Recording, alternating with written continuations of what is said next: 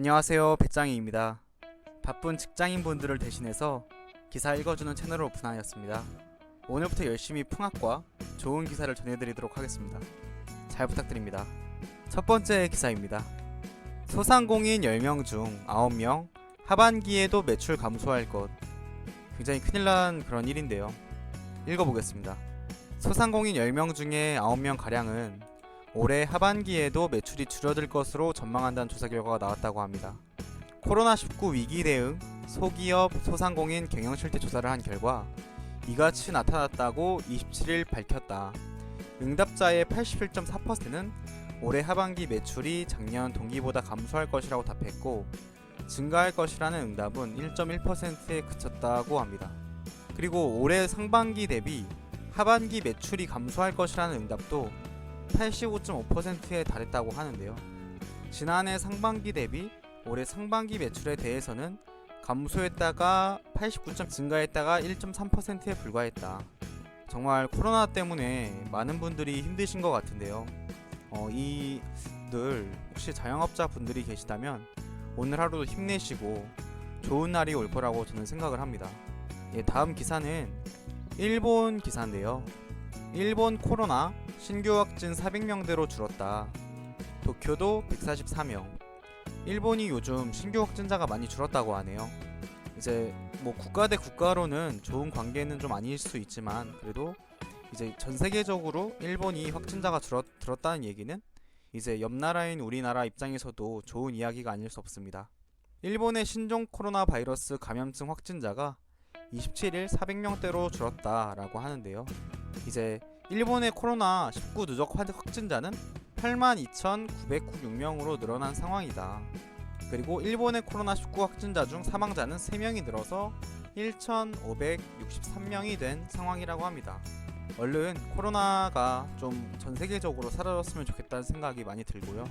다음에는 좀 충격적인 그런 기사가 있었어요. 세계적인 모델 기획사 전직 수장 소속 모델 성폭행 혐의로 피소되었다고 하는데요. 읽어보겠습니다. 신디 트로퍼드, 나오미 캠벨과 같은 세계적인 모델을 발굴한 기획사 엘리트의 유럽 지사를 25년간 이끌었던 제랄드 마리에게 성폭행을 당했다는 과거 소속 모델들의 고소장이 프랑스 검찰에 접수되었다고 합니다. 참 이런 사건은 우리나라도 그렇고 전 세계적으로도 계속 있는 모양인데요. 참 연예계에서 이런 얘기가 끊기질 않아서 참 마음이 씁쓸하고 아쉽다는 생각이 많이 듭니다. 마리 회장은 얼굴이 알려지지 않은 신인 모델마저도 하루아침에 일약 스타로 만들어줄 수 있는 패션계 거물이었고 모델이 되겠다는 꿈 하나로 파리를 찾아온 어린 소녀들은 저항할 수 없었다고 수십 년이 지나서야 털어놨다라고 합니다. 미국 출신의 배우 겸 모델 캐리 오티스는 51세라고 하시는데 17살 때 스웨덴에서 태어나서 이제는 작가인 에바 칼손 51살인 이분과 미국에서 작가 겸 디자이너로 활동하는 질 도드 60세 이분 각각은 20살 때 마리 회장에게 성폭행을 당했다고 주장했다고 합니다. 12살, 13살짜리 딸을 둔 오티스는 여전히 이 업계에 남아있는 가해자들을 우리가 멈춰 세워야 한다며 내 딸들이 어떠한 성희롱이나 성폭력을 문제로 여기지 않는 곳에서 자라나는 것을 원치 않는다고 말했다고 합니다. 이런 문제는 정말 전 세계적으로 사라져야 되는 문제고 진짜 근절되어야 되는 부분이라고 생각을 하고 정말 큰 어떤 처벌을 통해서 이런 일이 아예 없어질 수 있도록 우리나라뿐만 아니라 전 세계적으로 좀 그런 방향으로 나아가는 게 맞지 않나 그렇게 생각을 합니다. 다음 기사는 조금 역시 슬픈 이야기인데요. 제가 핫토픽을 좀 골라냈는데 다 좀 핫토픽들이 자극적이고 되게 충격적인 그런 얘기들이 많은 것 같아요. 이 기사는 요약을 하면 이제 친구가 아니죠. 이제 아룬이라는 분과 다리완이라는 분이 결혼을 하는데 이 다라완의 옛 애인과 이제 남편이 되는 분이 마주친 거예요. 질투심을 느낀 것으로 알려진 이 다라완의 옛 애인이 아룬과 거의 주먹다짐까지 가다가 이제 총싸움이 벌어졌대요. 그래서 이 결혼식 주인공이었던 부부는 총살을 당하게 되고 이제 아수라장이 되었다는 그런 내용입니다. 참 태국이다 보니까 이런 일이 벌어질 수 있는 것 같은데 참 세상에 다양한 사람들이 많다는 생각이 여전히 들고요. 이제 다음 기사는 강원 고성 해변서 신원미상 변사체 발견되었다, 이런 내용이 있고, 아직도 이런 변사체가 발견되는 일이 종종 있다라는 게 2020년에도 정말 이런 일이 있다는 게 신기하고, 이런 일은 정말 앞으로도 일어나지 말아야 될 일이라고 생각됩니다. 간단하게 보고요. 일본 유명 여배우 다케우치 유코 사망이라는 기사가 나왔습니다. 저는 잘 모르는 분인데 이 다케우치 유코라는 분이 런치의 여왕, 그리고 영화 지금 만나러 갑니다 등에 출연했고 일본 아카데미상 우수여우 주연상을 받기도 했다라고 하는데요. 이분이 되게 한국에서도 굉장히 유명한 분이라고 해요.